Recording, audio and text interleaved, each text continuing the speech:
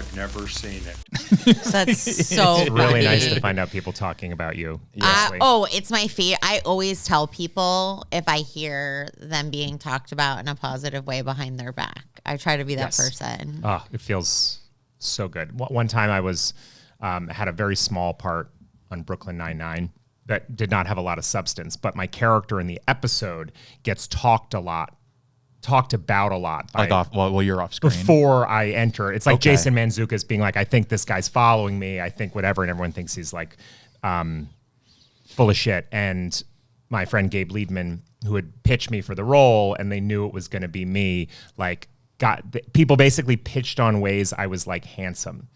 In earlier scenes, there's like he's got really striking, like all this stuff that was a little over the top. Yeah. Like I was like almost better than having The three ego- great scenes is one whatever scene, and then you have just people talking about how good looking you are. Just a pile of television stars talking about defining you by physical attractiveness first. Exactly, Yeah. and whatever ended up in the actual episode, just knowing that like that was the day on set.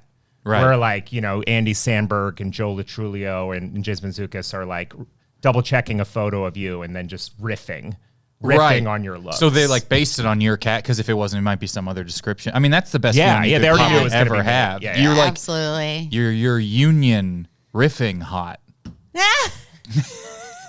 union riffing hot. What if the only thing I feel better is if you knew it put everyone over a day. If the riffing went so long that people were at overtime Yeah. because they simply couldn't land on enough adjectives. I mean, then you can sleep at night, finally. Yeah. We're going to talk about the script here, and then we're going to talk a little bit about the movie. Did I tell you what movie this is? Yeah, yet, I Lindsay? have no idea. Lindsay has no idea. About anything in general, but specifically this. I will talk about. We'll do the script. We're gonna play some games, but I want since Lindsay, we're here with Max Silvestri. Thank you for being here. Thanks for having me. Was the Kyle. only It's great other to be time back. you were on during the? Was it a Zoom one? No, we did an in person. Well, was that as good as it gets? Some like it Some hot. like it hot. That's right. Those are the same sentences in my head. Yeah. As good as it gets, I've seen many times, Yeah. but not be able to do for this Sure. podcast. But I have still not seen Some Like It Hot, but just know that it's, I think, horny Which one musicians is- on the run. Oh, okay. Thanks. Yeah, Tony That's fine. Curtis and Jack Lemmon are Yeah. pretend to be women, and then Marilyn Monroe's like, let's all have a pajama party. Oh, They're just Marilyn like, Monroe. Yes. A lot of steam let out of collars in that one. I want, since Lindsay doesn't know what this is, I want to do a game that I would like to be brief, that is never brief, which is Lindsay guesses what movie you have never seen. Okay. And you can give her one hint if you want, or she can get right into it, and you can do a hot or colder, a some like it hot or some like it colder of what it is. So just based off knowing Max has never seen Some Like It Some Like Hot, It Hot, has okay. seen, what was the other movie that I just As Good said? As It As Good As It Gets multiple times. You now understand Yeah. the spectrum of films that I take in. Yes. What is? You know what? I'll give you one clue to get going to save us Yeah. time. Okay, good. New. New. It's new? New is in. That it's was a- the clue. Was new. No. Can I- To get a follow-up question answered would be a second clue. Yeah. Oh, whatever. This is crazy already. Okay, new. Papa's got a new pair of shoes. All right, I'm going Is to give you, that I'm gonna even give a you one more movie? clue Is to that speed even it a up. movie? I'm going to give you one more clue to speed it up. Boston slang. Oh, The Departed? Is that No, Boston? but what is Papa needs a new pair of shoes? Is that real? Well, you said no. I Or don't did know. you- I said a phrase that came Right. into my brain. So you assume Max hadn't seen a movie that was not real, that was a phrase you made up in your brain? You said new, and I didn't know if you meant The like. game is what movie is it? I didn't know if you okay. meant new was in the title or if new was like Okay. it was a newer movie. Or new as in Papa got a brand new. Or new is in neither of the things Yeah. you had said a second Maybe a ago. James Brown song from Yeah, maybe- 55 years ago. Maybe Is it's that- KNEW is why I said it Yeah. like that. And it's something you'd forgotten but used to know. Is it Gautier? Listen, one thing I've learned. Papa got a brand new bag. Father Stew. Father Stew. Father John Misty, Papa John Misty. One thing I've learned in this industry is you take big swings, and I took I took a big swing, and both of you shaming me for it, not helpful. If that was it, the podcast would have been over. if it was something none of us knew. The industry only rewards big swings that land. Okay, Yeah. wow. It's like baseball. All right, so new Boston slang. Mm-hmm.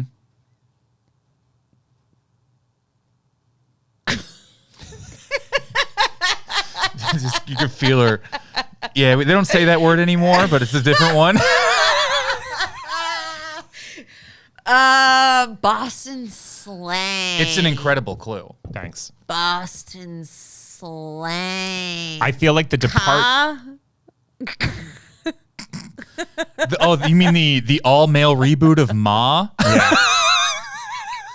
I would say start thinking of things that fit those clues, but then if it's a movie that's popular, that would help. If it's land something, it. Like if a movie it's that something exists. that's ever existed, if you think about something that ever existed so- within the terms. I'm so bad at movie names, though. Oh yeah, So, well they'll name them for you. You just have to recall it.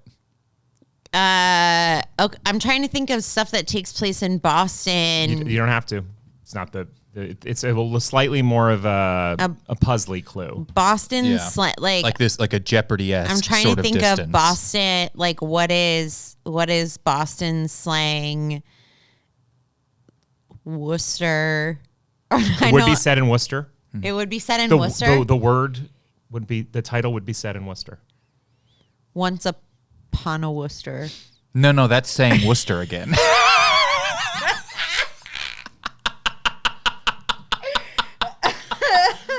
Oh. Okay. Yeah. Okay. Matt Damon. Wait, I'm doing word association before I get That's it. great. Yeah, I guess we're just hearing your thought process before the guess. Because none of these, of course, could be considered guesses because they're not popular films. See, none of them would fit in. An actor and then a city placed into another movie name. And then sort of a literary phrase finishing with Worcester. Yeah. Okay. I don't know.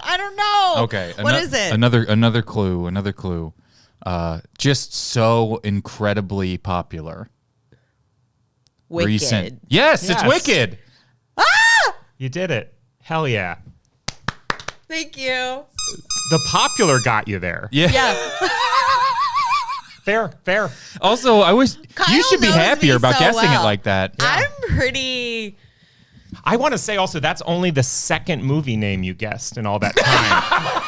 The Departed, and then a then lot of Wicked. stuff that wasn't so like Yeah. it pretty good hit rate, even if Substantially, it took a minute or I could two. edit this down and Yeah. you would look successful without anyone losing anything in the game.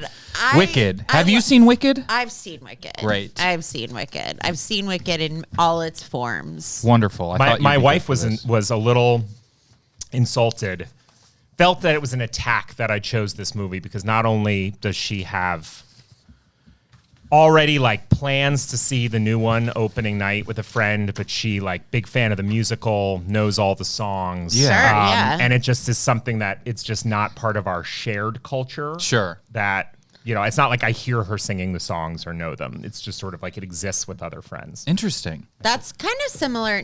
My husband's not a musical guy, and so I love it. And I'm not like weird, but yeah, it's like the same kind of thing. He would never. But here's the thing is too. It's like that's like asking someone who like you can't. It's a 3-hour movie. Sure. It's like a hard ask to meet in the middle. It's just not one of those things.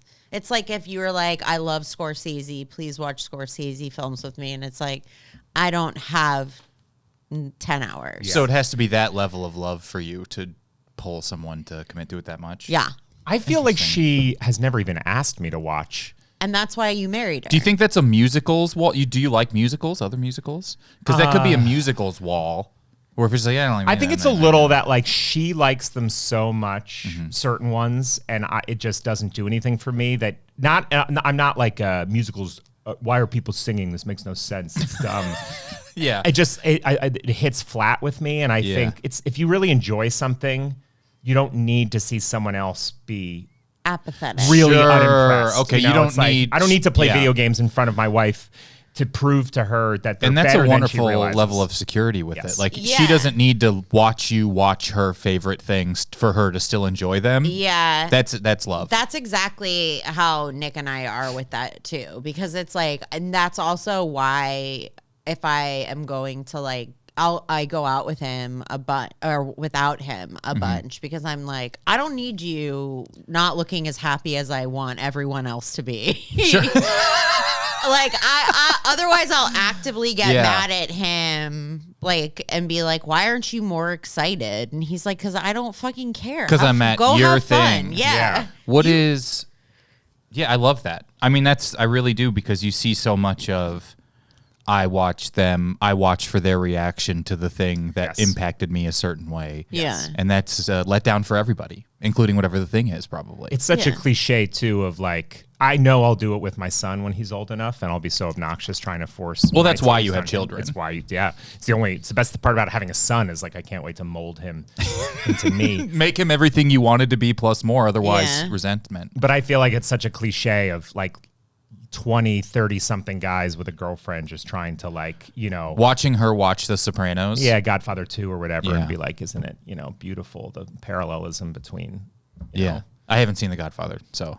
Oh, right. That's Oh, yeah. famously your thing, right? Yeah. You make me watch. We cut to me Yeah. watching it now, It's good, and you're right? watching me. I'm good, but really, and that is the best. That is like one of the funniest parts of some things is they are that good.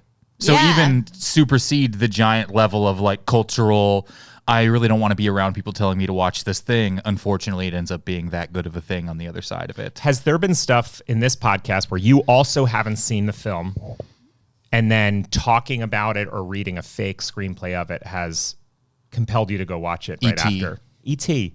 What was your experience? It was so good. Yeah. I mean, that's exactly the thing. You would canon. never think. I think it was, I can't remember if it was a script or talking about it. The Goonies was another one. I rewrote The Goonies for this. And people were just like, everyone is like, it's so fun, it's so fun, so fun. And I liked The Goonies. I loved E.T. E.T., when I watched it, which was just earlier this year, I think, or maybe last holiday season. And you're just like, oh, yeah. That, he can keep doing whatever forever. Like, you just kind of, Yeah. you see like their blank check. I mean, Shyamalan's like the obvious example of like a do whatever you want forever because this thing is so good Yep. forever type person. Yeah. And I like a lot of his movies. Yeah. But I watched it. I was like, this is great. It's really good. Even everything I knew was coming was better. Right. It's funny to piece together a movie from like basically having probably taken in the clips or the things that 85% of have things that have then been inspired by it. I mean, like Yeah. it set the template for so many sort of like creature Everything. buddy Yeah. type movies. So it really makes other things seem lazy. And but you're just Fair. like, good job. And every single thing, the bike in front of the moon, the finger, the speak, because I have a speak and spell over there because we do a Secret Santa every year where you get a gift from a movie you've never seen. Yeah. And which, if you guys are listening, sign up. It's at neverseenitshow.com. It's about to get going this year. Someone gave me a speak and spell, and I'm like, that's and it works, and that's such a fun gift. That and is now really I watch cool. the movie, I'm just like, even this reference is like more fun and better than permeation would have led me to believe. Yeah. E.T.'s good. E.T.'s great. Wicked. Wicked. Such a long title compared to E.T. What do you know about it? Is there anything you want to? All right, what I knew about it, in? and I kind of was impressed that I'd managed to, I was aware of it. My wife was excited for it. I remember seeing the like book or whatever in bookstores when I was a kid. That was like this very striking, like, I knew it was like from a bad witch's perspective. So it was like, okay, Wizard of Oz, a movie you see as a kid. The witches, the green ones, or the ones with the black cloaks, they're bad. What if you got the story on that witch? And there was, I don't know if it was like a book that then inspired the musical or whatever, but I remember I used to see a book at the bookstore that was like... I think it was, but I don't know the lore well enough. Yeah, so I knew that it was like from the witches thing. Yeah. And I think I knew it was before the Wizard of Oz, but I somehow, other than that they're different colors, like it's like all the marketing was like pink v green. Yeah. Like, which are Yeah. you? Oh kind yeah, of. yeah. And they're still doing all this merchandising where it'll be like La Crusoe is teaming up with Wicked to offer a pink or a green butter warmer. Oh, just like, sure. This is Yeah. crazy. Yeah. Sounds cool though. But I feel like they marketed the movie not like this is the story, but like at last, Wicked is coming to film. So it didn't do a feel lot like of that. like storytelling. It was in like a sort of a way, you're welcome. Yeah, inevitable. Like at last, like, the like it's legend been in comes the to vault life. the entire time, and they Yeah. just finally released it. Well, because for people who are obsessed with Wicked, it really is just for them. Like I don't think that like making this movie, they were like, we're gonna have a whole new audience. They were just kind of like, oh, the people that like for the last 20 years or however many years are like about to all like force their friends to watch this. It's such a massively, I want to do the script and I want to talk about some more, but it's such a massively famous IP that it did feel late. Yeah, like they sat on it for a while. Because you just like, we remade everything else in a 6-year period. Yeah. They're like, we got to wait. How to did fill we the not theater. take what I would consider potentially the most, at least the most popular new Broadway thing since Cats? Yeah. You know, at least right. and not just Ugh, force Cats. that into a thing as fast as possible, based on the most famous movie of all time. Yeah, the number one movie. It really Good is job, like a Hollywood, remake. on your restraint. Yeah. On you waiting for these actors to become old enough to play it properly. They're like, we're doing remakes. Let's do a remake of a remake. yeah. And I think I knew that like the two singers like have to be really incredible. Yeah. Like that there's the pink one can sing really high. I remember seeing stuff about that. Right, the pink one. The pink one. You're And- not allowed to get mad about naming differences, Lindsay, after that not game mad. fiasco. Yeah. I'm just acknowledging. It's pink with an exclamation point. Oh, and the other thing is that I think I took in that I was like, this is based on a musical, which is an experience you have in one night, famously. Yes. I mean, I'm sure there's exceptions to it, but like you go out and then Yes. afterwards you go to dinner or you go to sleep Right. at a regular time. So that it was two movies definitely put in my head like this is like a Hobbit Battle of the Five Armies type situation where I'm Right. like a An lot of 88-page micro book. lore is going to be expanded in an exhausting way. Look at that sword, and then it becomes 11 and a half minutes. Yeah, you're like, oh, I guess now I know the full story of the sword. Oh yeah, that was I feel that was like my first favorite book was The Hobbit, Yeah. and boy were those movies A lot. longer. How are you that much longer than? Anyways, Yeah. So that's my version of I've never seen all of those. Hobbit or Yeah, the Lord of the I've Rings never is? said those are the ones. Yeah, for me, no. we can't get into it because now I'm just gonna. You No, got I it. know Yeah, we can you. come back to it. You've pleaded Yeah. your case, but I think it's a Wicked for Max situation that is a Hobbit. I think they went for back me. to HBO Max. Yeah. Yeah. I hate you guys. Let's go. So cast it however you'd like, and then we'll do the script. And you I can, could do. We'll have you. I could. You know, I'm really good at voices. Absolutely. Do you like to do the stage direction? I'll have you do the stage directions. Okay, if sure that's all thing. And you can also play characters. If I do nothing, that's also okay. Okay, so should I cast it now? Yeah, Okay. that's fine. So you're gonna be Lindsay, you're gonna be both witches.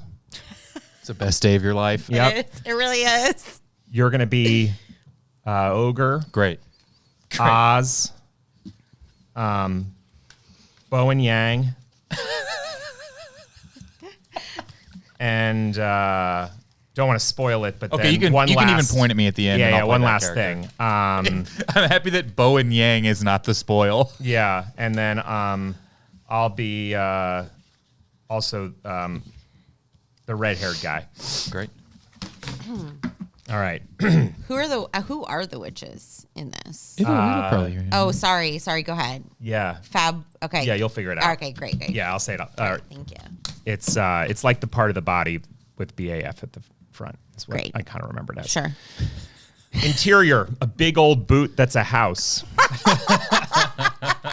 A fat warlock named Ogre Fartlepus cleans his hoof with a wand and burps. Bafflebo. Nope.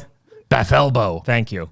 Yes. You just explained it too. I did, sorry. yeah. Baffelbo, what are you doing in there? Bring me more fried salamanders. 1 second, Father. Baffelbo, Cynthia Erivo, stirs a big cauldron in the kitchen, but is distracted by her phone, which works just like our phones, but is like a snake curled around a magnifying glass or something. It sucks. Stop checking your Ruby mail. You're never getting into Witch U. Stop saying that. One day I'm going to fly away from here and be one of the main 4 witches, north, east, etc.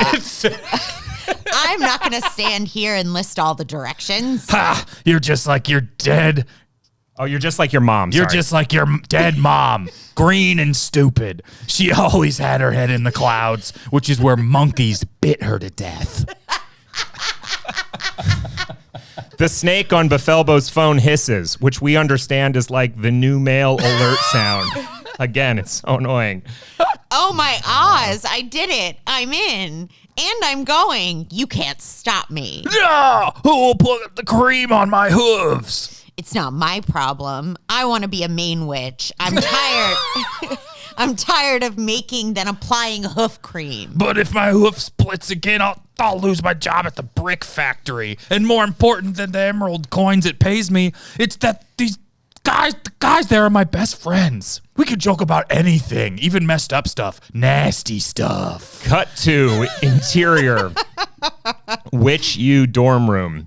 Befelbo unpacks her stuff and picks a bunk bed. Then Glimly, a princess witch, comes in with a pink Louis Vuitton luggage. She plops it down and soap bubbles come out from the sides because she's sweet or something. The two stare at each other, surprised. Hello, I'm Glimly. You must be confused. The Wicked Witch storms are down in the swamp, so no one cares what you do with your nasty stuff. When you do your nasty stuff, sorry. I actually don't do nasty stuff. I'm just like you. I want to cast spells and be in charge of one of the 4 cardinal directions. Oh dear, we're nothing alike. You're going to need to just differentiate the voices just a little more, Lindsay. I feel like you can do it a little higher on Glimly, right, you know? so much. I didn't know. I'm working on it. I'm feeling it. Glimly sings a song that sounds like a bird being cranked through pasta making machine.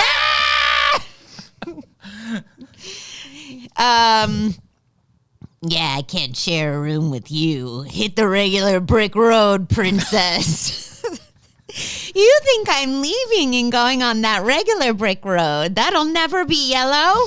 I don't know what wicked thing you did to get in this room. Bowen Yang comes in, flustered and in a hurry with a clipboard. Hi, I'm Bowen Yang. There's been no mistake. You two have been assigned to the same room because of Witch U's new DEI of DEI of the Newt initiatives. He checks his pocket watch and leaves. Better move because you're going to be late for the Wizard of Oz's speech. Exterior Witch U quad. Later, a big crowd of student witches stand confused in front of a big empty stage, all whispering because something's wrong. Where's the Wizard of Oz? I've heard stories about his big, famous, always on time welcome speech since I was a little kid. Bowen Yang is flipping out. Finally, the Wizard of Oz, Jeff Goldblum, runs onto the stage as people cheer awkwardly. And isn't he usually carried on stage by the Lollipop Guild?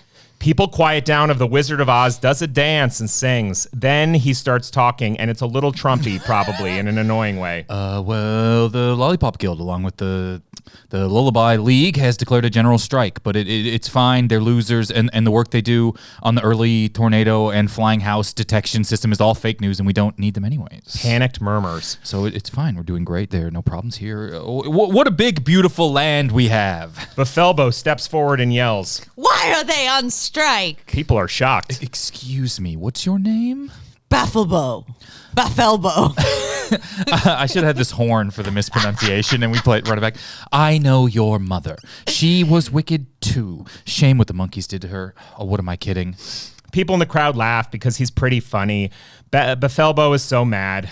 But they're on strike because they want to let tall ones in. And tall Lollipop Guild members would be too distracting to the little guys. So I said no way. A super hot, tall Lollipop Guild guy, Jonathan Bailey, huffs and puffs in the back.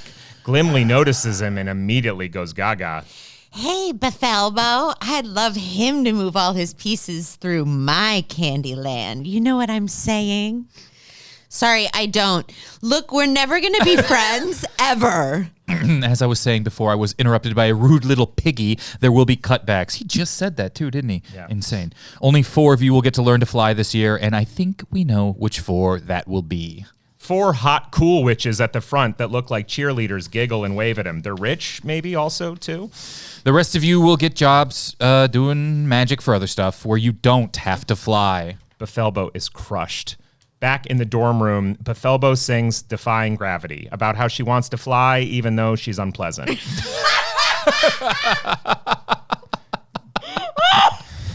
Glimley comes out in pajamas, and maybe it becomes a duet. Wow, I guess we're not so different. Nice pajamas, friend.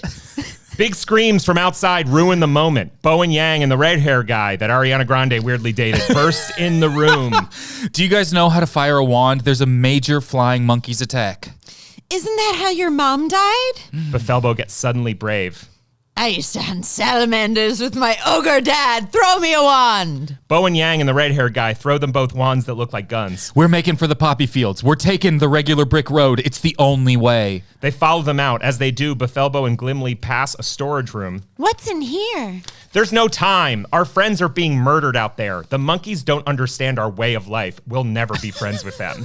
Fine. Let's go. To the normal brick road we go. Bethelbo, though, can't help but peek in the supply closet.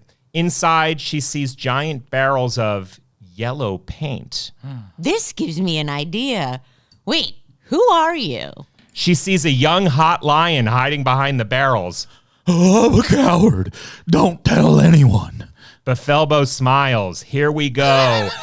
To be continued in Wicked 2. Wicked good. That was so good. That was great. It was beautiful. If I could play any music without getting flagged, I would. They'll take the YouTube down? Yeah. Oh, they will. That was great. Amazing. We, real quick, are going to take a break, and then we'll come back and talk about Wicked. Great work. And I really just give your voices a hard time for the bit. No, it was good. I like when you pick on me. I like that you went Bethelbo more distinct than Yeah, that's how I take direction from Glimley directors. Yeah. They love working with me because they go, do this thing, and I go, what if I do the something opposite? else Something different. in Something the opposite else direction. that Yeah. gives the same vibe. Yeah. In the Same opposite cardinal direction. Yeah. What if I just say no to your face? I think this was wonderful. Some like Monsters University-esque prequel Yeah. situation. One of the things that I find so fun, and then Lindsay will have you sort of point out the inaccuracies of Great. it. One thing that is so difficult in anything that is a prequel to one of the most famous things ever made is, what are we doing? Yeah. Yeah. What are we doing to race to the ending that you know? Yeah. Because I presume the second one lines up with or ends with the house falling and that the story Sure. kind of like Sort of catches alive. us up to Yeah. to Dorothy. Yes. Right. And but maybe it's concurrent. Maybe you're seeing stuff happen while Dorothy's on the way to the Oz. I'm not sure. I'm also fascinated. I want to just present more questions for you, Lindsay, since you have seen it. I find something whenever there's a remake or a new thing in a franchise much newer than Yeah. the first one. And this is about as big a gap as you could have unless they remade that train coming at the screen. And like a prequel where they get on the prequel where they start the train. Yeah. Built the tracks. Yeah. How do you get away with it looking much better? How is it the Wizard of Oz, while at its time, Right. crazy, is just very obvious. The set production everything was so much more practical and lo-fi than is now that people just thought a little person killed themselves and they kept it in the movie for like all that was time. the For a while, best long time. urban legend, Yeah. though. And it's just a bird. Yeah. I think the bird was just in the back of the screen trying to get a SAG card. Yeah, And because they're all like all the little people were like addicted to dancing pills or whatever, so their hearts were exploding. They were on legal speed. And then or they whatever. all Yeah, it's moved always- to Palm Springs, Yeah. and that part is true. Really? Yes.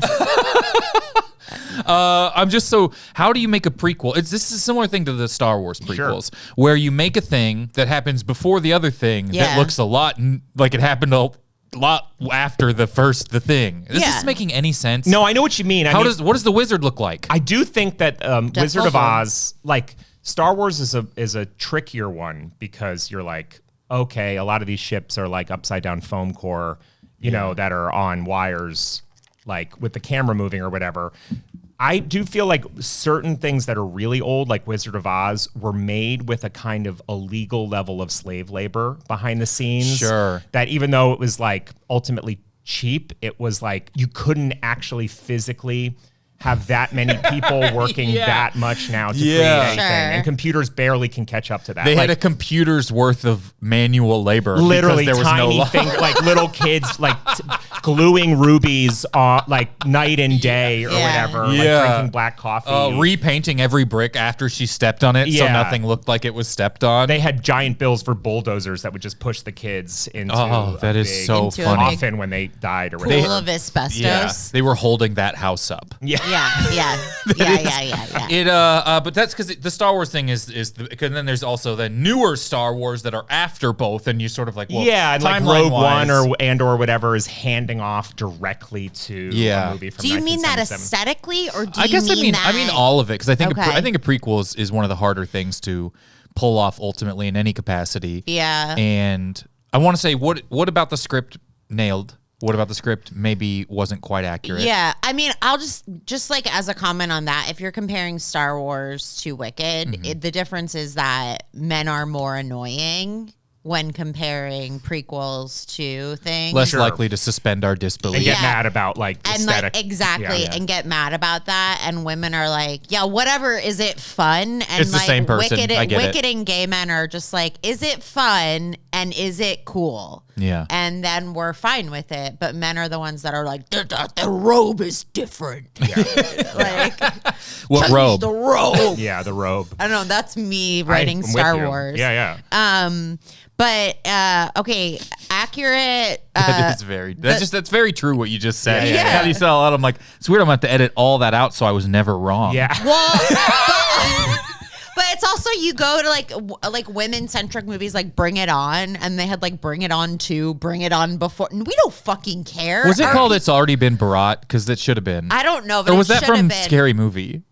It's from Scary Movie. But that's the thing. Yeah. It's like, I don't give a fuck. Like, Yeah. put cheerleading in it and make girls bitchy, and I'll watch it. It's the same thing over and over again. We don't fucking care. That's how I see Star Wars.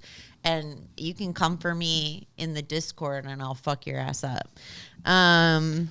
I will just a thought on that. I agree with you, but I just finished working on this show I Love LA that has a lot of like young women in fancy cool clothes in it, and obviously that was not my area as an executive producer on that show, and there was lots of very talented people with like picking the styles, picking the clothes, talking about it. It was very like, you know, referencing things accurate to stuff, and a lot of times it would be like, well, this is the look for that scene, but just so you know that she can't sit down. And I'm like, well, the whole scene is about sitting down and standing up, and it would be sort of like, but that's what she has to wear, and you would never not wear that sort of thing. And it'd be like, well, here we are. And she's like, yes, her experience in real life is bad. I guess you're right. I guess so. It's like, we'll figure out a way to have the scene about sitting quickly, not have sitting quickly. That is fair. There are specifics that are more important. I think continuity in like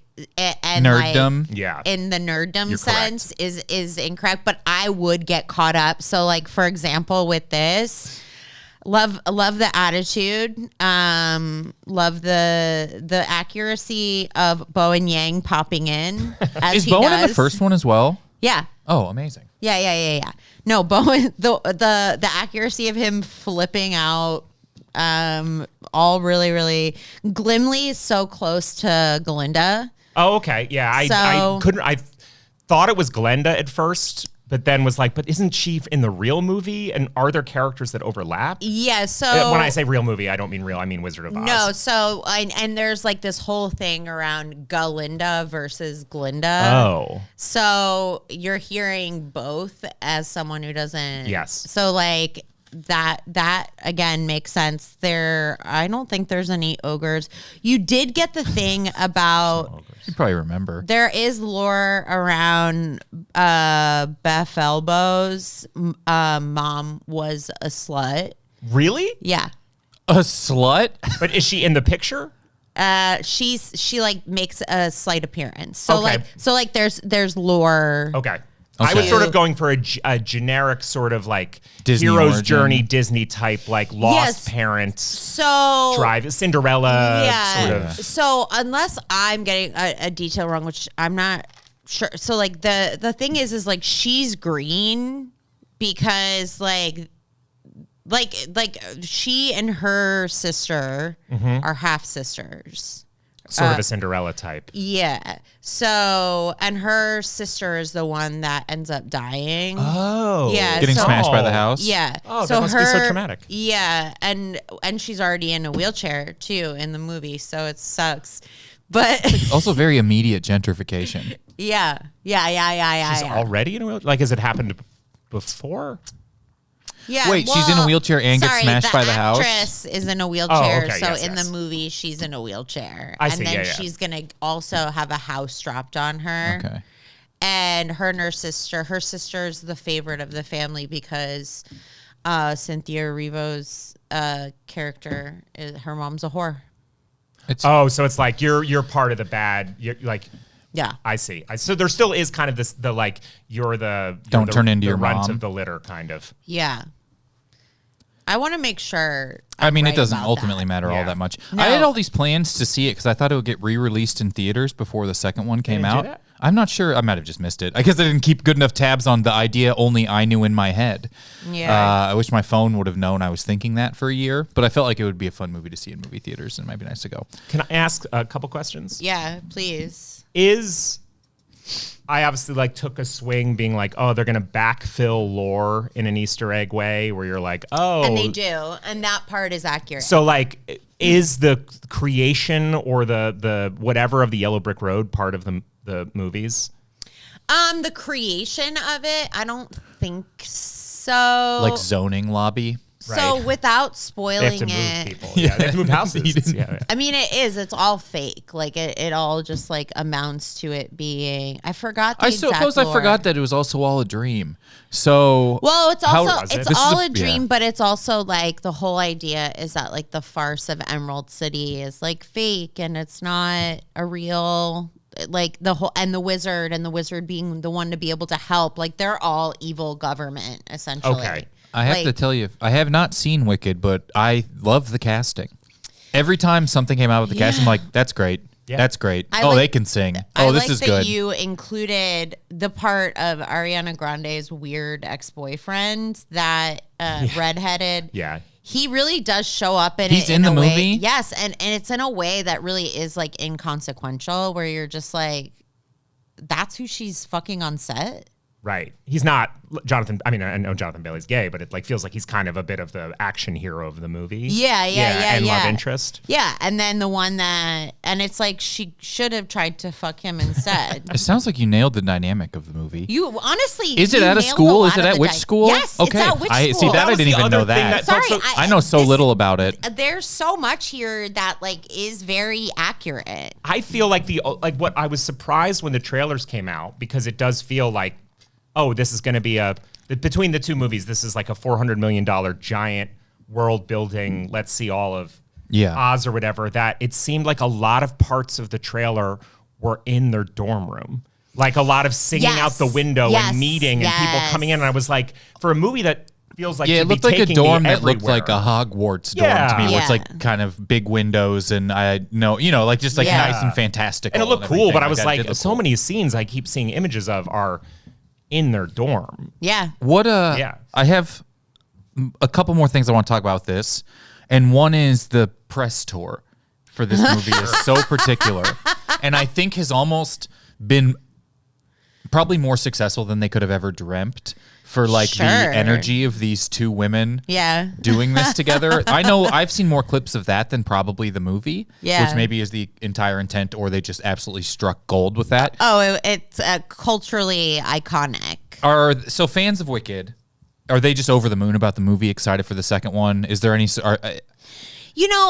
I'm not in the exact zeitgeist of... You're not like a Swiftie level of of Wicked. So You're not going to rush me and kill me or whatever on the red No. carpet. Like Cynthia Erivo got That was attacked. absolutely crazy. It was Ariana Grande. Someone ran at her, and Cynthia Erivo's who had to block people and off. And I was like, how do the two tiniest women on earth not have bodyguards like right next to them? I know. Well, it's like I grew up in New Jersey and I went to in musical theater and like loved Broadway, but I wasn't like I know the names of the actors. Listening to it driving around in your car. Well, that's not true. I did do that a little bit, but I wasn't there. The fandoms, they get really serious. I wasn't waiting outside of like Broadway shows to meet the actors. I wasn't like, and so like that's the area of people that are like rushing Cynthia Erivo and Ariana Grande on the red carpet. Also both incredible names that could be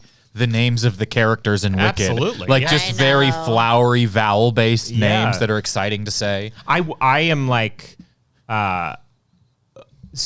absorbing headline discourse as I often am in pop culture without going deep on the material. But we are recording this 2 days before the movie premieres, after the review embargo has been lifted. And the first reviews dropped last night. Oh, I didn't know this. For the movie.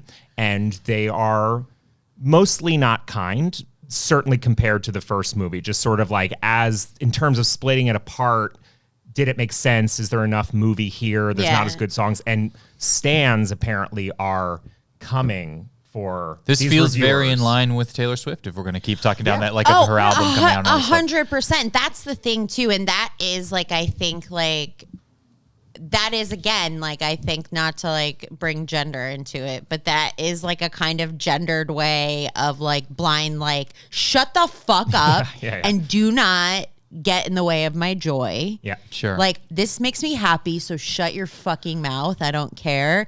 And then, like, men being like, well, detail-wise, like, it's like listening to my husband talk about, like, Lord of the Rings. Eternal Sunshine. Oh, yeah. Yeah, like, oh, but, and I was like, I don't care. I don't care at all. It's a dark movie. It's dark. The lighting, dark. I do wonder. I haven't seen it. Based on literally, the movie that's called Eternal Sunshine, I bet it's dark. And you are right, but the title would not suggest that. A lot. Like there's snow. I don't fucking care. But like, I don't think it matters. Like I understand the visceral reaction from like the fans being like, can you just shut the fuck up for 1 minute and let me watch my stupid 3-hour movie, and then you can watch Oppenheimer in the basement like the fucking shrew you are. I would say I think that people are becoming less. People are starting to care less about what would you call it? Substance? Critical response. And they are willing to just say, there's a lot more like, well, we all liked that one and critics didn't. Well, we all were into that. Well, they didn't do this. I think people are pretty forgiving of that now. But I don't know any other examples of like pushing back entirely against something. Well, I think there's a lot of discourse around how this sort of stan, like, the way that like pop music has taken over music, and like these figures like Beyonce and Taylor are sort of like these monoliths of business and whatever, that there's sort of no room for there to be criticism anymore, because like for any of these dying media publications, it's not worth it to make fans mad. So like kind of like the idea of like cranky pop music criticism, which is obviously a tradition going back to, shrewish men in the 60s or whatever, just being like, the new Fleetwood Mac sucks shit. Everything forever. And you're dumb for liking it, is now people are just like, Taylor's new thing is fun. Because there's no one wants to actually read a thing that like makes them mad. They want to be like, either co-sign my joy or get away from me. It's like scrolling. It's affirmation, or I just scroll past. I don't need this in front of me. It's incredibly toxic. I mean, like it's destroying art. But I also so when I say I understand it, I do understand it from like an emotional consumer perspective. But I don't like it. Like, it's not good. You know what I mean? Yeah. Like, it does take away from like real stuff. There's been a couple movies I've seen recently that have gotten like bad reviews or good, like where like my husband and I have been like, what the fuck? Like, we saw Predator in the theaters just like on a whim. We're A-listers. I'm not trying to brag. You know what I mean? Mm-hmm. But people clapped at the end. Yeah, I did. You did? Mm-hmm. You thought it was that good? I thought it was great. I thought it was a blast. Predators. Badlands. What am I thinking of? Predator, okay. Badlands. Were you in the audience? We didn't think it was like. I mean, I'm not going to yuck anybody's yum, but like I don't care if you do. It doesn't, unlike you, it doesn't give me any sort of okay. affect my experience of the film. And I'm leaving. You can't take it away from me. It's going to be on digital forever. Predators Goodlands? No, yes, Goodlands. No, Badlands. I didn't dislike it at all. I enjoyed it. I was just taken aback by like being, and I think I'm also not normally like I enjoy an action movie. Mm-hmm. And I enjoy a movie of that nature. Yeah. And I thought it was great, but I wasn't like, this is an incredible movie. And then we saw Smashing Machine at home. We rented it. And is it The Rock? The Rock. And everybody was like, this kind of sucks. And then we were like, this is like actually like, if it wasn't a movie that you felt like you needed to be motivated to go see in the theater, this is like actually a very good movie. Oh, I'm glad to hear that. I like want to see it at some point. It's one of those that I'm like, I'm not going to go pay for it because of...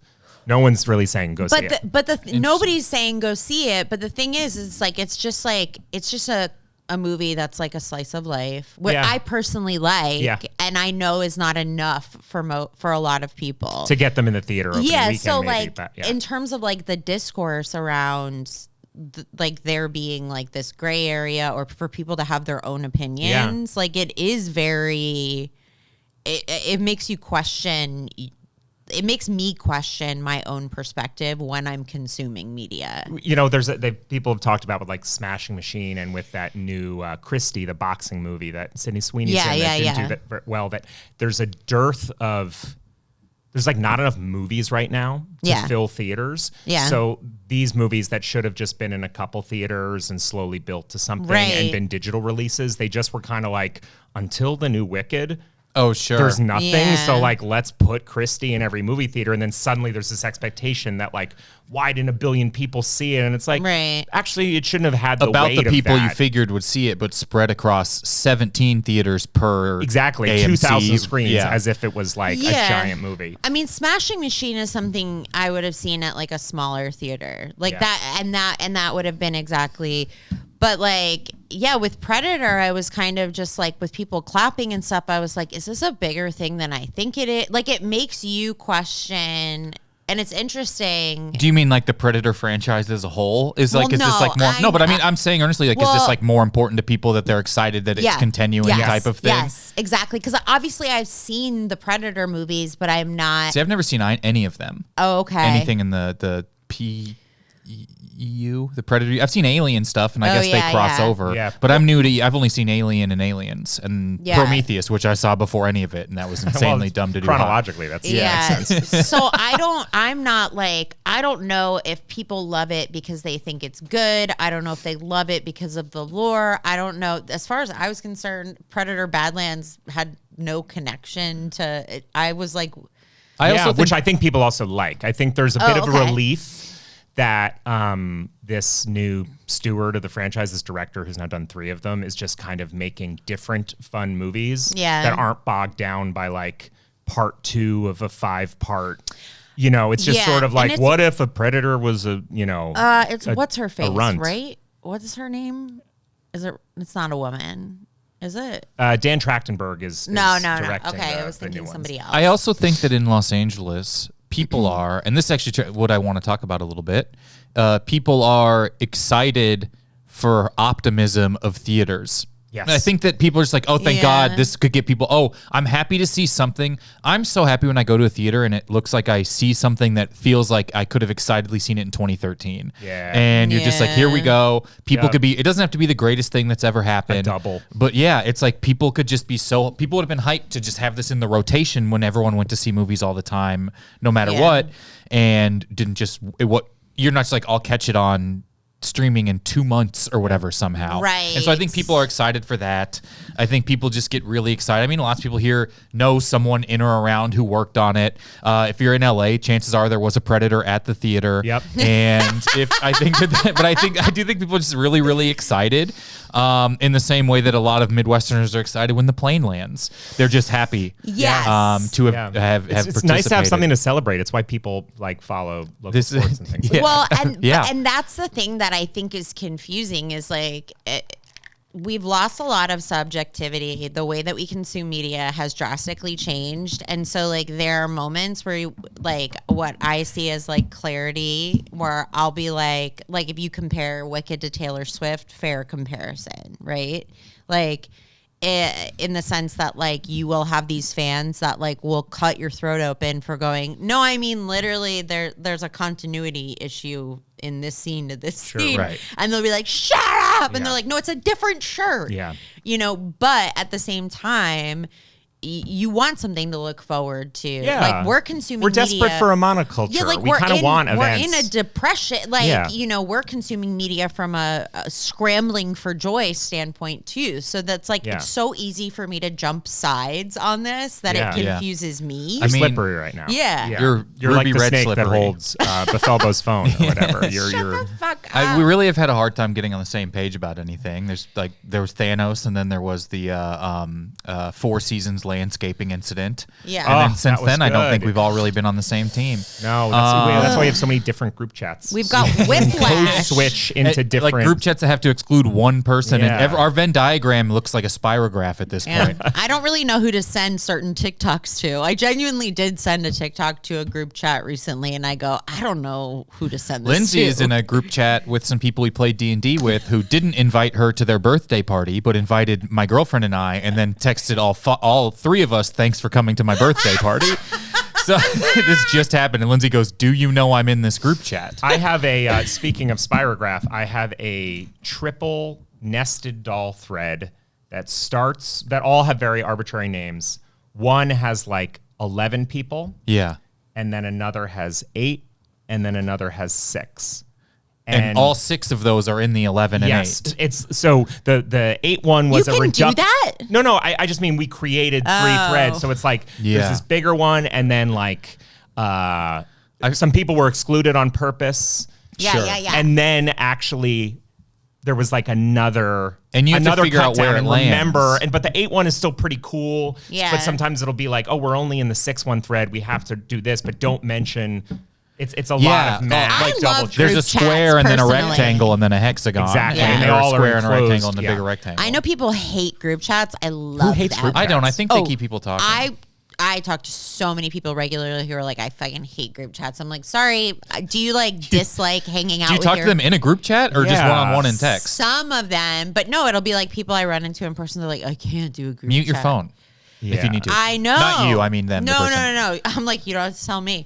But I personally like it. It makes it's like I don't want to be in like a group chat about like one dinner, like 20 people Like, that we'll were get like there at this time. Venmoing, but I'm like my core chats Or one are pretty D&D essential. game, or then you invite them. yeah. Don't invite them to your birthday party and Yeah, ask them how it exactly. went. I have like my gossipy group chats, and Yeah. then I've got like, you know, shows like the guys from the Monday show. We're in a group chat. There's like other group chat, like so.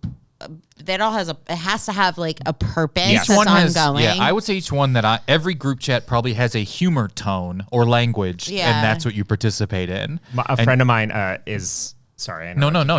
I'm in a group chat with like really old friends, many of whom are fathers. We all know each other's children. We're that type of friends. But the chat is really like, it's about like poison, you know, like what we use it for is very like industry-based poison. And I think Fat Fingered, a friend, sent an adorable photo of his kids in the back seat of his car, like making funny faces. A photo that absolutely I would love to receive personally. I would love to consume on Instagram. But sending it to this thread, like everyone jumped and we were like, this is so off-brand. What are you doing? This is not the It's like thread you for dropped this. it into the hyenas from the Lion exactly. King. It's like, just don't put your children's faces next to this actual like this stuff I don't want acid. people to see if I die. Yeah. Like I want this deleted. All this thread will be like This is have to evident. be read in court one day after indictments. Don't make us describe your child's face.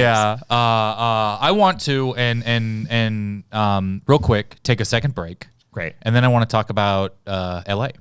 Yeah. Love it. Let's do it. I want to talk about in honor of I Love LA, which is out now. And I want to talk about our favorite things about making and your favorite movies and TV shows that take place in Los Angeles. I don't mean to put you entirely on the spot immediately. Fine with that. But Some of my favorite films take place in Los Angeles. I love things that take place in New York because it's obviously very quintessential. The city. I love films that take place in Los Angeles. Agree. And a lot, for a long time, so much of stuff was shot here to look like everywhere. Yep. But I think it is so good, and I'll kick it off if you guys want to think about I've got 3 answers already. Okay, perfect. Well then go ahead. What is like what pops in your head about like this is made in Los Angeles, or this takes place in Los Angeles, and what pops into your head? What pops into my head is that like I'm from the East Coast, and my dad grew up in New York City. I like visited there a bit as a kid and moved there immediately. So like as I'm getting into movies, I was also experiencing New York as a real person. So it's like it's not like I learned about New York from film. I mean, I'm sure Home Alone 2 or whatever was important, but LA, I feel like I got to know LA via movies before I was so like here. the romanticized version of it before, or the gritty version. Yeah. But like 3 movies in my top 10 are LA Confidential, Chinatown, and Heat. And all I think paint like really interesting, vivid pictures of like how the city actually works versus, I don't know, some sort of like glitzier version. And I think they're not movies about Hollywood. No. Which are like a lot of things that take place here. Like, isn't it crazy to make stuff? And the way that LA Confidential touches on it is a little bit like what you think is shiny and nice about Hollywood is actually like graft and people taking money for sex and fake photo ops, and it's like grimy and everybody's in with the cops and everybody's a hophead and it's a little like fun seedy Right, like I would even underbelly. say Argo is more about making things. Right. None of them are about like let's put on a show. Yeah. Okay, I love those. And Chinatown was like how I like learned a lot about, I don't know, not that we need to know about Mulholland and the work he did to divert water to Orange Mulholland County, the person, which is but like a little bit of like, I think LA, because it's so big, is really hard for people to wrap their heads around. Like, what is this space? New York, Manhattan as an idea is so simple. Yeah. LA is almost like saying Washington State. Yeah, you're like, and when people are like, I've been to LA, I think it's ugly. I'm like, you've been to 2 neighborhoods. It's like when I lived in New York and people would been like, I come to New York and stay in Times Square and go see musicals and I don't like it very much. Yeah, It's I so hate bright. Elmo. Right. You're like, well, you actually, I never go to any of those places. Right. So I like how sprawling all 3 of them are. Yeah, I'm a big, I'm from the Midwest, and anytime you go anywhere in the Midwest, it just becomes, I'm not even a defender of LA anymore. I'm just, I don't really care what you think. We're not you away from it being, I don't care. You know what I mean? I've never been like you here. A guy I haven't talked to from high school cornering me after a show away from LA being better. Do you know what I mean? I'm sorry you're afraid of everything. And so I love it. I lived in New York for a long time, and I lived in Missouri, lived in Chicago, lived here, and I dearly love Los Angeles. And here's what I'm saying is if I go into the things I love, the movies I love the most from Los Angeles, Collateral. I love such the a movie good one. Collateral so much. I think it is one of the most rewatchable non-comedies that's ever existed. I love it. I love it dearly. I love Boogie Nights. And I think about them, and I love sprawling valley movies, Magnolia, which I also love. I almost wore my, I just got a Frank T.J. Mackey Seduce and Destroy hat. I almost wore it, but I was like, that'd be too unlikable to have a 1-866 Tame Her phone number across my head. am now realizing 2 of my 3 that I picked are Tom Cruise not running roles. Which I also do. I don't know if maybe that's a thing I love is when Tom Cruise is weird. Yeah, when he's not allowed to run away. When or he toward can't. things. I dearly love his acting. Yeah, when same. he is acting, and my license plate is Tom Cruise. I saw that outside, and I was like, I think that's his car. It's so funny. Yeah. And so I love both of those, and I'm very forgiving of all of them. Maybe it's not a franchise, but like any flaw Magnolia the movie has right. I'm just like, no, that's a feature. Yep. Not a bug. Absolutely feature. Wish it was longer. The 7th Hour is a feature, not a bug. Hilarious. And I love Collateral. I love it so much. And I just think tonally and the look and the color is all so particular, and the street lights are so particular in it. And I think about that movie probably more than even potentially anyone who was in it. The movie Collateral. Yeah. I love Collateral. I think that's a great choice. Have you guys seen the movie Volcano? No. Yes.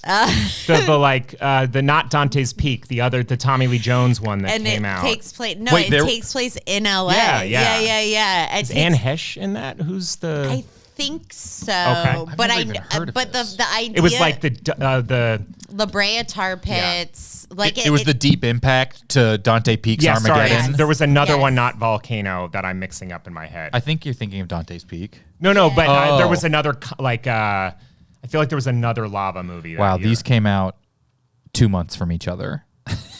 Okay, Anne Hesh, Tommy Lee Jones, Don Cheadle, Keith David, who is... Yeah. You know what? If I'm thinking of people that make me think of LA, it's Keith David, who's just such an incredible working person in a million things forever. Anyways. He's the best. I mean, Volcano is so fun just because it's like... just because of the nature. You don't see like a disaster movie that takes place in LA like that. Like a natural disaster. There's very few. There was that John Cusack... 2012? One of the ones where there was the street split, and he had to drive his limo fast enough to not fall into a crevice. That's right. I think that was in LA, maybe it was San Francisco. Was it Earthquake? Was this... no, I think it was The Day After Tomorrow. Was it not? It might have been The Day 2012 After Tomorrow. is the John Cusack one. Yes, Day After Tomorrow is Gyllenhaal, I think. Yep, you're right. I have a And computer in that's front of me. I'm like, there's no way to East find Coast, out. I think. It But is there's not very many like natural disaster LA movies, and natural disaster survival movies are like a favorite genre. Yeah. So Volcano is one. I really like. Clueless for me, iconic in like every single sense of it.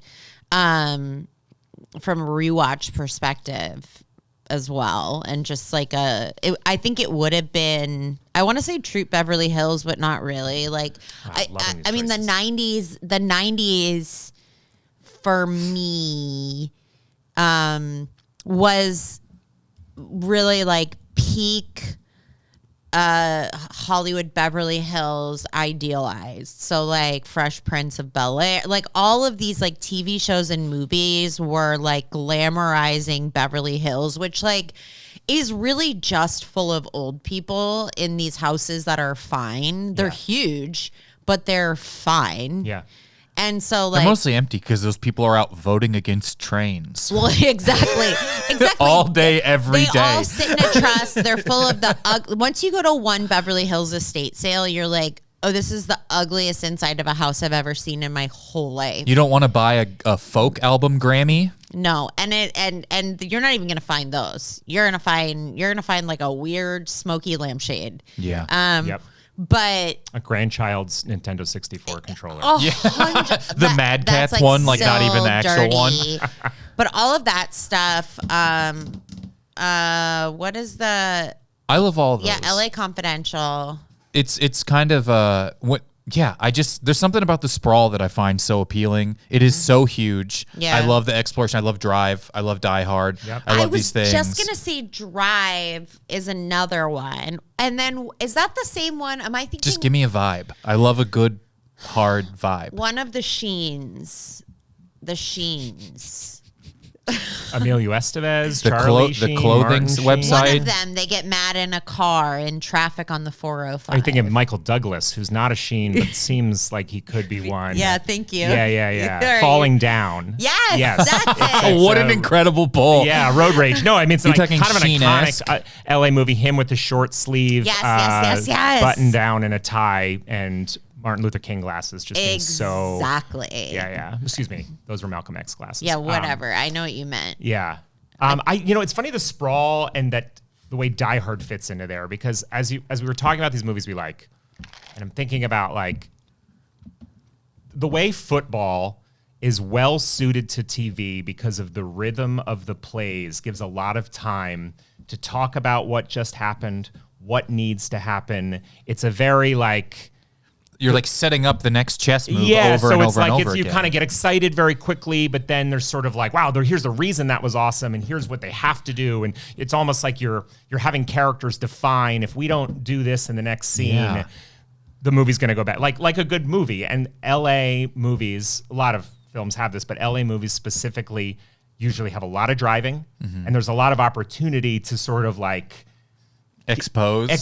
be like, and now we have to go do this, and this is the plan, and it's real process based, which I love. Die Hard, a rare LA movie with almost no travel. A bottle the limo is episode of parked the movie in the bottom, the main car. Yeah. Everyone arrives there. You don't go anywhere. It's not a lot of LA movies I can think of that we've talked about. Yeah, it is. And it is so funny because it has a very, what is the word I'm looking for? Picturesque building that is literally the least iconic looking thing in the entire, it's almost a Lego building. Yes. And the only thing exceptional about it is that it was an establishing shot in this movie a bunch. Yes, and I think they had to change the name because people were so annoying about visiting it and It's like the wanting one with photos. that Breaking Bad house. Exactly, yeah. Yes. Very unassuming nothing place that is now ruined by so. And now this is back to prequels. I'm watching Better Call Saul again right now, and it's like such an incredible feat of a prequel of a thing that almost to like sometimes something pulls off something difficult so well, you know, it will ruin that idea for a little bit. It will greenlight like 30 to 35 terrible projects. Yes. So you worked on and we'll wrap talking about this. I Love LA. Yeah. Tell people about it. I Love LA really is fun. on. Thank you so much. I Love LA is on HBO right now on Sunday nights. It's a new comedy series created by and starring Rachel Sennett from Bottoms and So funny.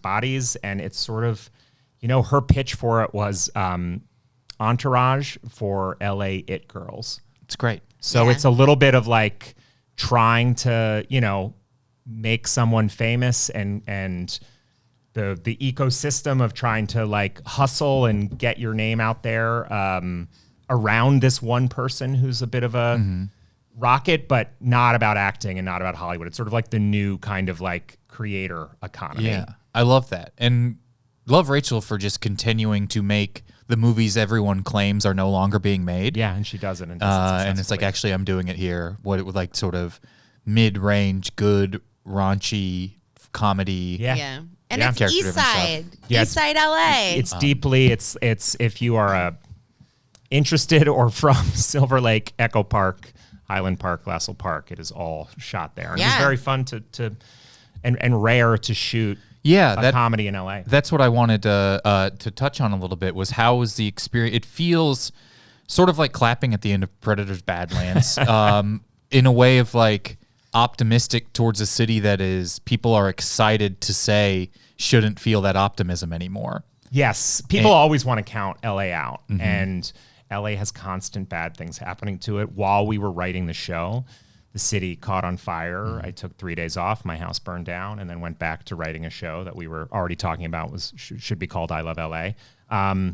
And now 9 months later, people already forgot that there were fires. It really is jarring that it has not been a year. Yeah. It is actually still the same calendar year. Same calendar year. It has not been 1 year.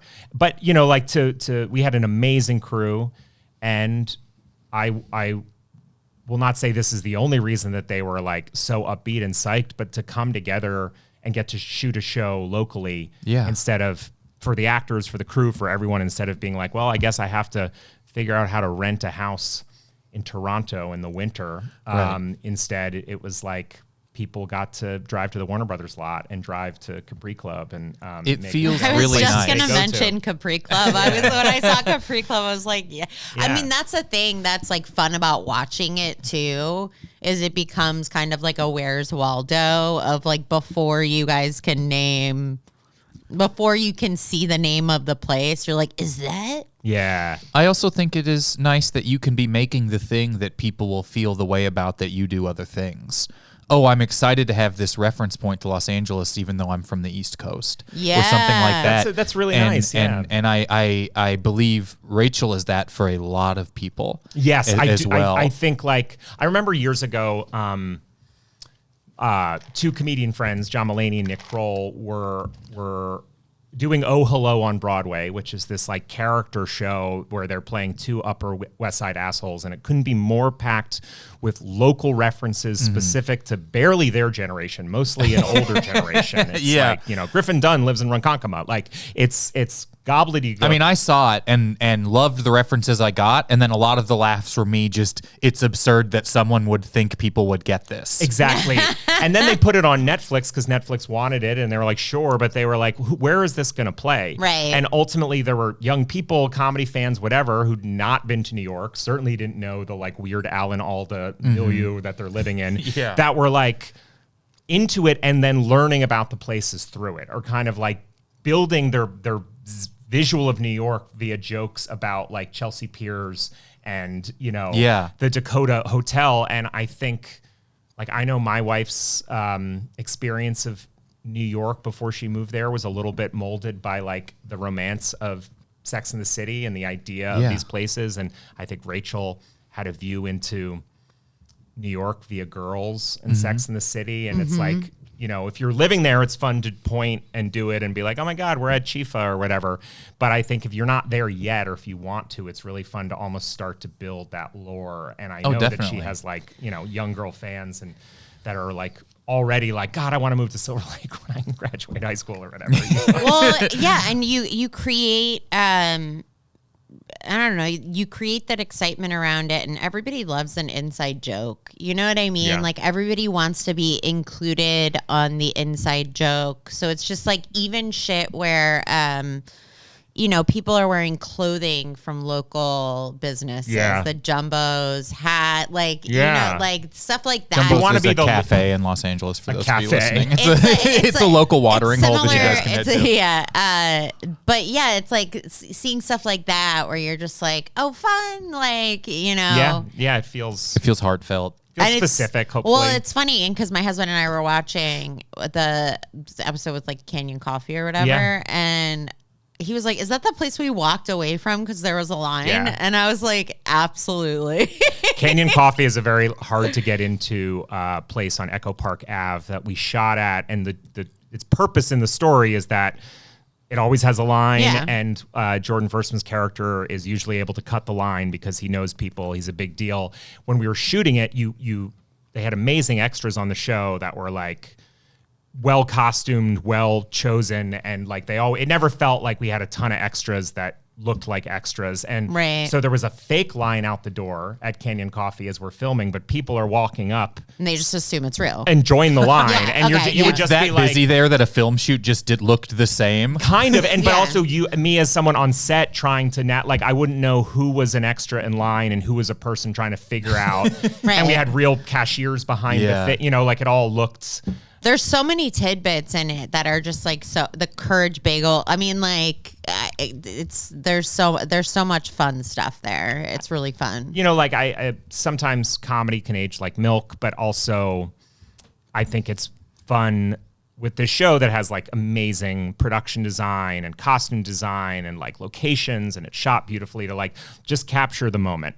Like some things will feel like this was, God, that was so 2025 in a couple years, but also then in 10 years you'll be like, that's what 2025 Do you know what's was. really fun? Mean Girls still. Do you know what was really fun? Freakier Friday. It actually, I really had a really good time.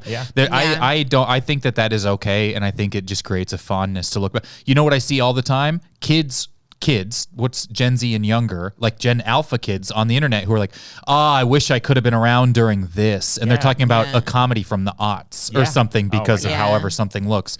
I think it is really, really, ultimately I have, this just happened. I was just at a comedy festival in Kansas City and they were doing like a panel asking people, and I was one of the headliners. So like people are coming in and asking you questions. How does comedy, do you like this? How do you headline? You know, all these sort of things. And one of the questions like, do you need to live in New York and LA? Do you have, and it's like a few people who don't live there and me. Yeah. And they're like, no, it's actually pointless to all these sort of like things. And I was just like, you know what? I think that one big thing is you can't change the day-to-day life around the rest of it. And you can't change the environment of where you live. Yeah. And I'm happy to live in a place where there's a lot of people who I can collaborate with in exciting ways who have done things I wished and hope that I can someday do. And there's like an optimism and an excitement for people who have made it in a place where it might be more difficult, where the reward is higher. And I like that. Do you need to live in Los Angeles if you want to just do stand-up? Probably not. Yeah. But am I happy that my downtime is surrounded by people I admire? Yes. Yeah. And the stuff I can't change is like, I love this place more than anywhere I've ever lived. And Aww, so I don't think you have to be, but But if you're not, you fucking suck, bro. It's cool here. Max, thank you again. Thank you for having never seen Wicked. Of course. Please continue to if you'd like to. Have you know what? I might watch it now. Can I plug something? Oh, this is where we're at right now. Plug all things. I have a new podcast with my old friends Gabe Liedman and Jenny Slate called I Need You Guys. It's on the Smartless network. We've had guests like John Mulaney and Nick Kroll and Sean Hayes, and you may recognize them from your story. From my story, yeah. So if you're like, wow, I'd love more stories involving. I would love the people that only know them from the play. Yeah, and they're just like these guys do Broadway. Like TV. Yeah. I've seen 2 plays, Wicked and Oh Hello. Perfect. 2 of the main plays. And I think we originally met way back at, I don't even remember the name of that bar venue with Big Terrific in. Oh my God, yeah. I used to live at 5th and Kent right there. And Cameo. Cameo Gallery. What a time. Yeah. Brooklyn, baby. That can't still exist, or it exists. It's a Lululemon, I think. Because I ran a show at Spike Hill that was briefly a Uniqlo sock store outlet. The most comical thing where I devoted my whole life of comedy. Spike Hill was nothing for a long time, and then it was a bar and a venue side by side. The bar side became a million different things. I think now it's a Dunkin' storage or something like that. But check, and so the episodes come out. It's out now. Smartless Network. Yep. Hell yeah. Go listen. What was it called? I Need You Guys. Wonderful. Lindsay, anything you want to plug here? Follow me on Instagram and TikTok at Lindsay Adams is popular. I host 2 weekly shows, Good Heroin on Saturdays at Stories in Echo Park, and the Monday show in Eagle Rock at Senor Fish. And I think that's it. Oh, on Mondays? On Mondays, yes. On Mondays. And it's fun. And okay, cool. Thanks. Thank you so much for listening, everybody. Please sign up for the Secret Santa, where you will receive a gift from a movie or TV show you've never seen. Like I said, I got the Speak and Spell. I got some Genko wine stuff from The Godfather, I believe. Weird. One year, I've gotten a lot of cool little things from. I have a guinea pig, which I'd never seen. Fleabag, so someone sent me a guinnie pig. A real one? No, a stuffed animal of one. What a burden that would be. That's so fucked up. Right in the mail. Yeah, someone sent me a priest, and thank you so much. Have a wonderful day. I've never seen it.